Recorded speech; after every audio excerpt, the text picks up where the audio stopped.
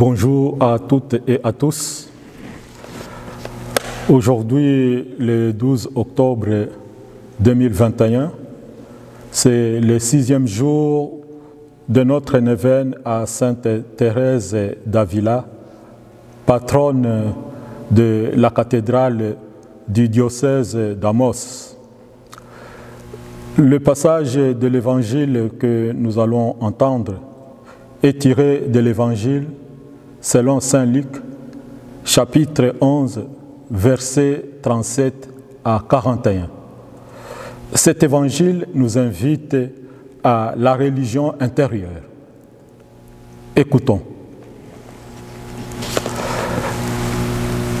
Le Seigneur soit avec vous et avec votre esprit. Évangile de Jésus-Christ selon saint Luc. Gloire à toi, Seigneur.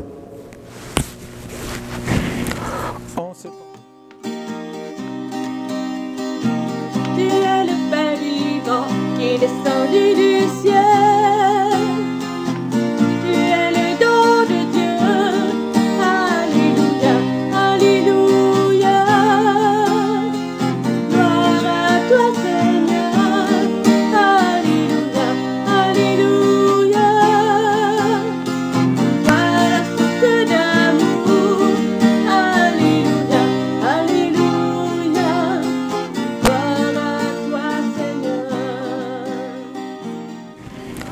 En ce temps-là, pendant que Jésus parlait, un pharisien l'invita pour le repas de midi. Jésus entra chez lui et prit place. Le pharisien fut étonné en voyant qu'il n'avait pas fait d'abord les ablutions précédant le repas. Le Seigneur lui dit, « Bien sûr, vous les pharisiens, vous purifiez l'extérieur de la coupe et du plat, mais à l'intérieur de vous-même, vous êtes remplis de cupidité et de méchanceté. Insensé, celui qui a fait l'extérieur, n'a-t-il pas fait aussi l'intérieur? Donnez plutôt en aumône ce que vous avez, et alors tout sera pur pour vous. » Acclamons la parole de Dieu. Louange à toi, Seigneur Jésus.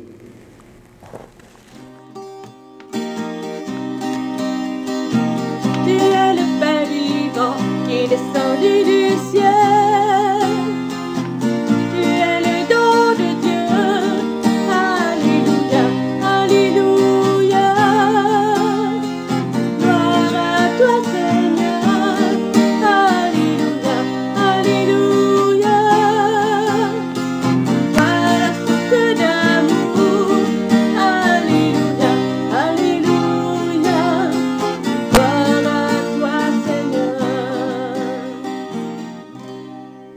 L'évangile que nous venons d'entendre nous parle d'un pharisien qui a invité Jésus à un repas.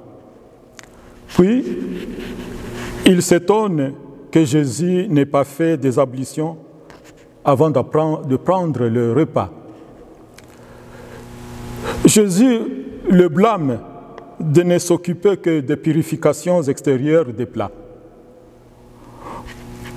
On voit que le discours de Jésus est contre la conception formaliste des pharisiens. Jésus nous invite à la religion intérieure qui commence par notre purification intérieure. Et Jésus dit que la purification intérieure se réalise par l'aumône. L'aumône, c'est le signe de l'amour, car c'est un geste qui vient du cœur. La méditation de notre 6e journée de la neuvaine à Sainte Thérèse d'Avila, c'est sur la prière intérieure. La vraie prière intérieure, la vraie prière commence avec un cœur pur. Nous avons souvent fait l'expérience, lorsque nous aimons vraiment l'autre, nous sommes poussés intérieurement à lui faire plaisir, à laisser nos préférences pour réaliser les siennes, même si cela nous coûte. Et en même temps, nous en ressentons de la joie, car le véritable amour vient du cœur.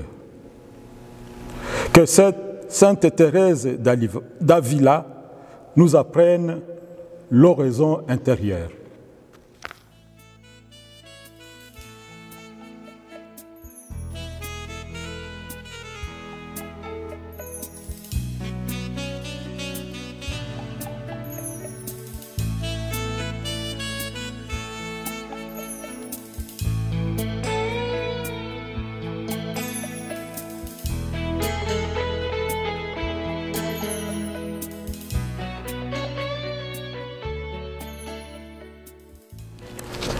Bien commencer l'oraison.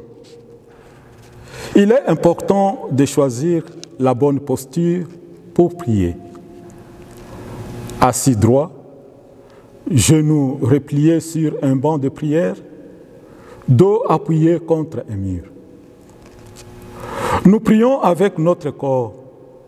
L'intériorité s'exprime par telle attitude corporelle qui facilite le regard d'amour que nous portons au Christ. La posture idéale est pour chacun celle qui facilite le recueillement, le silence, l'accueil et l'attente.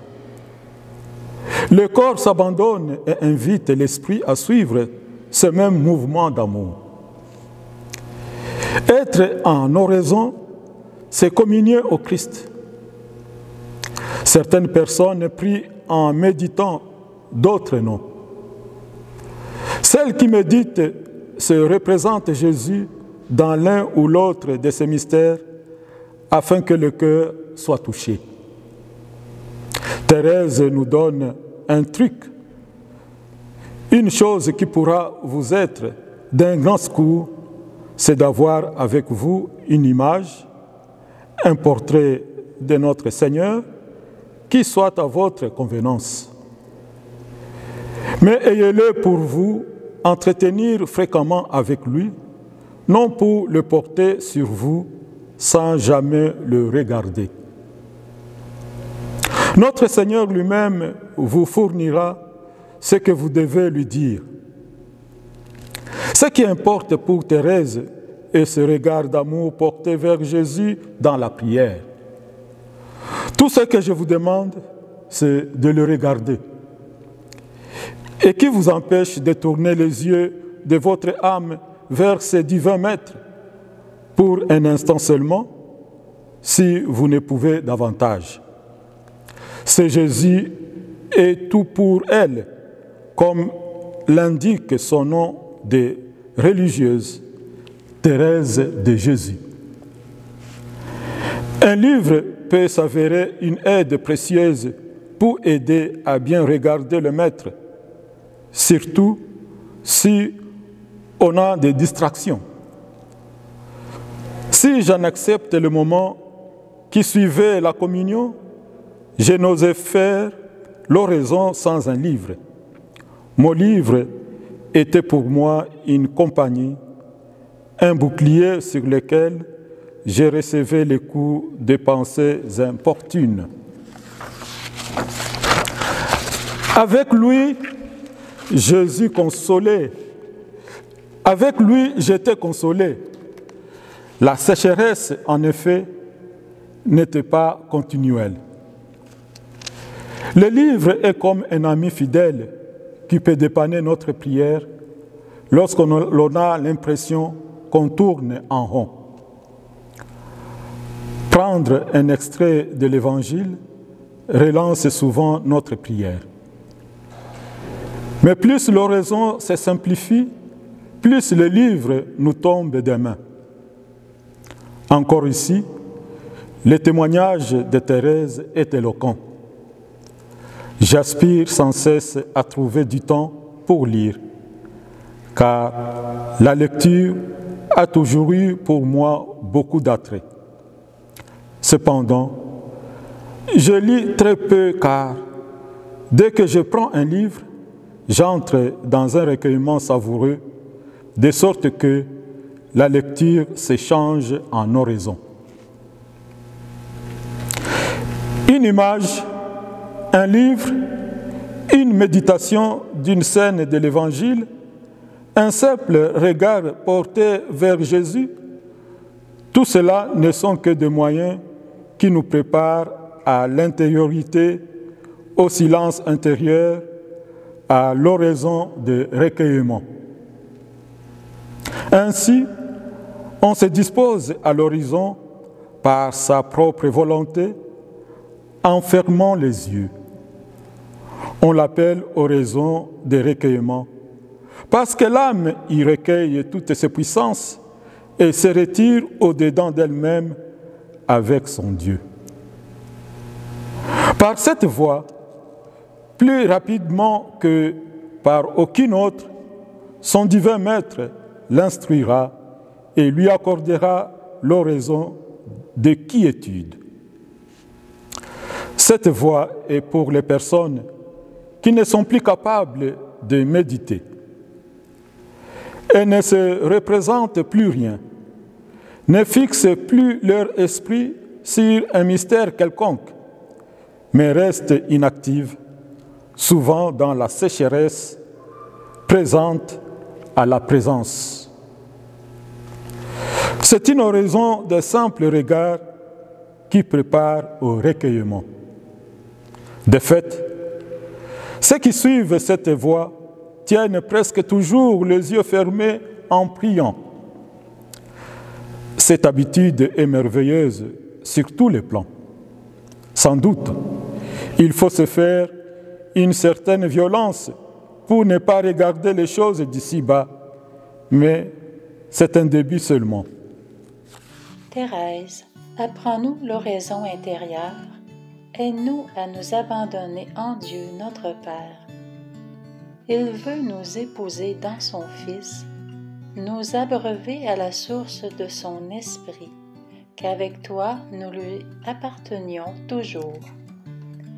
Thérèse, fais-nous comprendre que Dieu ne change pas quand le monde passe, qu'il est la lumière où son corps nous révèle l'Église.